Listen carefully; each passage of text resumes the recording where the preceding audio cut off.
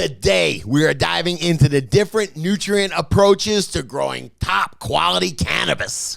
Hey, but before we do, today's video is brought to you by Real Growers Grow Dots, the easiest way to feed your high-value plants. You mix Grow Dots in once at the beginning of your grow, and they feed your plants all the way to harvest. You don't have to worry about nutrient burn or nutrient lockout. Grow Dots does all the hard work for you. Check them out over at realgrowers.com. And while you're there, use coupon code Scotty420 to get 20% off your first order. Now let's get back to the show. All right, High C, let's get into this. I'm kind of scared to do this video. Every time we approach the dogma of organics versus nutrients, it starts a war in the comments section. Did you call it a religion or a dogma? Are they the same thing almost, right? Yeah, it just, these are different mindsets, different ways of thinking. Organics, we all know people that eat strictly organic. We all know people that eat strictly synthetic, you know? Both of them have, there's a reason in their own minds for it, you know? I'm going to push back on that because personally, I try to eat organic food. Sure. And I don't see a good reason for eating what you call synthetic food. Sure. But I do see reasons for growing with synthetics. So I don't know if it's an apples to apples comparison. Okay. Fair enough. Well, let's get into it, man. All right. So let's get into first. Hang on. I got to push back. Have you ever known somebody that eats mostly organic? Every now and again, they binge on some chicken wings or something. That's me. And they're healthy. Okay. Yes. So it's not like one negates your one synthetic negates everything healthy you've done. And it's just like that in the soil as well. I know. I was just thinking of feeding my plants a Big Mac, how healthy they'd be if they only ate Big Macs. Yeah. Huh. Okay. Yeah, that's a good question. Let's start with organics. You're not an organics grower, but you do have a healthy appreciation for organics. Oh, it's amazing. I've studied organics, guys like Gabe Brown, if you want to understand some, mass scale organics. Jeremy from Build the Soil, if you want to understand it on a micro level. Organics is absolutely beautiful. It is how nature works. It is how soil is built and regenerates. So it's absolutely beautiful. It's a little intimidating. Not even intimidating. It's a philosophy, a dogma, a religion that I have not learned yet, or at least started practicing yet. I guess I learned it. Okay, and this year's DGC Cup winner, yep, he grows organic soil, right? Organic, not only organic, but a living soil. So a living soil is using its fungal network, its bacteria and fungal network to process nutrients, raw nutrients, things that aren't digestible by a plant.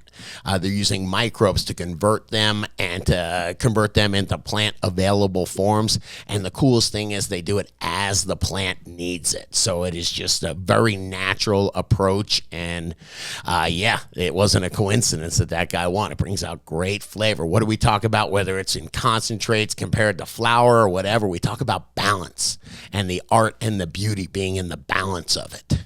And you mentioned microbes. I know a lot of organic growers swear by like recharge because it's got those microbes in it. Microbes are considered organic growing. You need microbes.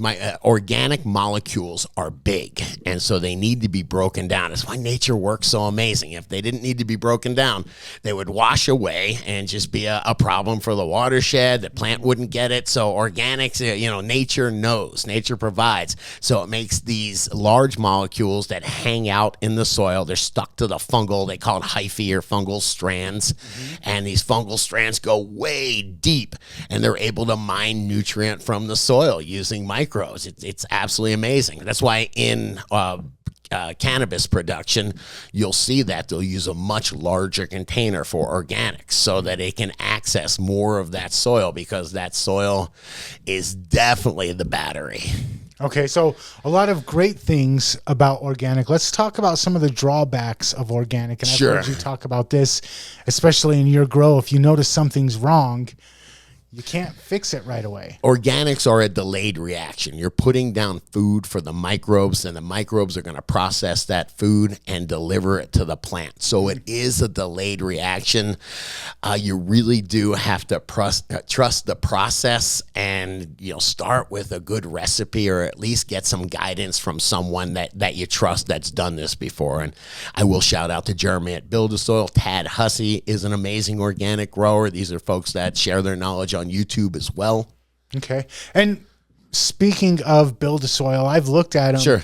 It looks like a great product, but it also looks a little bit pricey. And I've looked at some other organic stuff. Sure. So one of the complaints we get about Recharge is they say it's a bit pricey. Going strictly organic, I know when I go to Whole Foods, the food itself is more pricey. Yeah, I mean, think about it.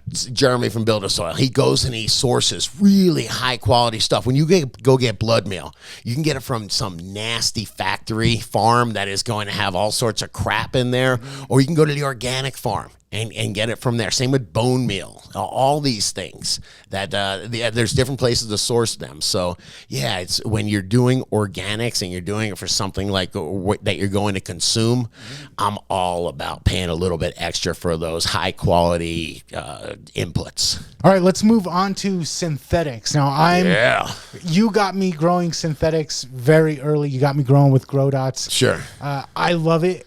So let's talk about some of the pros of growing synthetics. Synthetics is very simple. They've taken chemistry and they figured out how to bypass what the whole microbial mining and all that stuff, and just make the same chemical that the microbes make and deliver to the plant. Plant available form is what it is. An ionic form is what they call it in chemistry class. So it's plant available, plant absorbent away. Right away, which is good and bad. So when you have a nitrogen deficiency or a phosphorus deficiency, and you pour nutrients on there, you come back the next day and it's better. You're like, oh man, yes, definitely. But those plants being super plant available it can be a problem where now it's dangerous, where you've got this raw materials in organics. We talk about balance. The microbes are the ones mining that nutrient, and they're making it into that ionic form when the plant asks for it. It's in balance with the symbiosis that's going on. It's exchanging for sugars and whatnot. I almost said beating the system, but you're circumventing that system. When you're using synthetics, you are going right with the things that the nutrients the plant is going to suck up to make plant material with it. So if you're looking for a super high performance way to grow, I think synthetics are it. It sure is a departure from what we do organically, what happens in the forests and whatnot. This is more what happens where they took corn from a little teosinte plant like that to the giant ears that we have. It's because of synthetic fertilizers. Okay, one concern that I have about synthetics, and it's why I use Grow Dots rather than some of the other options out there, is burning my plants. I can easily imagine putting too much synthetics on and burning my plants. It is a thing, definitely. I used to do this. I used to have that kind of problem. You see the leaf tips curl up or burn a little bit. Shameless plug for Recharge. Once I started using microbes, the rhizosphere is where the root meets the soil, and that's where the nutrient exchange is happening. If those roots are covered in a fungi, a mycorrhizae fungi, then you do get the microbes still being the intermediary there. Yeah. So you get a benefit from it. That's why. Are we going to mention Synganics, man?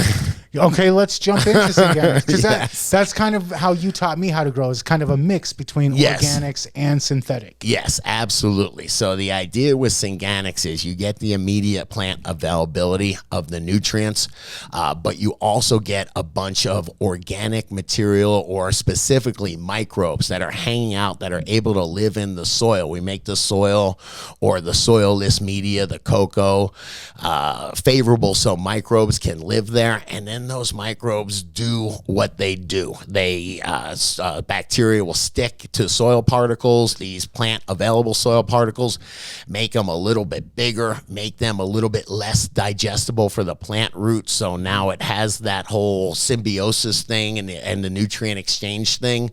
I liken it to bare wire. I think of like a bare copper wire, and then I think of a wire with some coating on it, you know? The microbes have some coating on it, you know? And by the way, those hold water. They hold nutrient-rich water right at the root zone. They expand the nutrient and water holding capacity of the root zone. So they help regulate the pH at the root zone. Absolutely, and that's all done at the port. Don't forget the plant, it uses its, its solar capacity, its leaves to make glucose, to make this sugar. It bakes it in the leaves. It sends it down for the microbes. They need that sugar for energy. So there's a symbiosis. And I don't know if you've ever wanted to make a deal. You figure out how to make it happen, man, you know? So that's what's going on in the rhizosphere. So what I love about the synganic approach is I get all of the benefits of synthetics. I get the plant available right away. Yes. I can control what's going on. But then I also get the microbes regulating things, helping determine how much nutrients come in at a particular time. Yep. And so I kind of get the best of both worlds using a synthetic plus using the organic microbes. I think so. That's the way I grow. This is religion, though. Like I said, this is philosophy, religion, how you view the world. So, yeah, that's the way I do it. I grow great quality cannabis. There are plenty of synthetic growers. Shout out to Jaron. There are plenty of synthetic growers that do a great job where you would salivate over the end product. And there's also plenty of organic growers that grow some great cannabis as well. Hey, but that is just my approach. Y'all know I'm a synganic grower, but what about y'all? Y'all grow organically, full synthetically? Why? Let me know in the comments. And if you like this video, please hit that like button. Please smash that subscribe button. And please check out the other couple videos that YouTube has recommended. I sure hope you'll like them.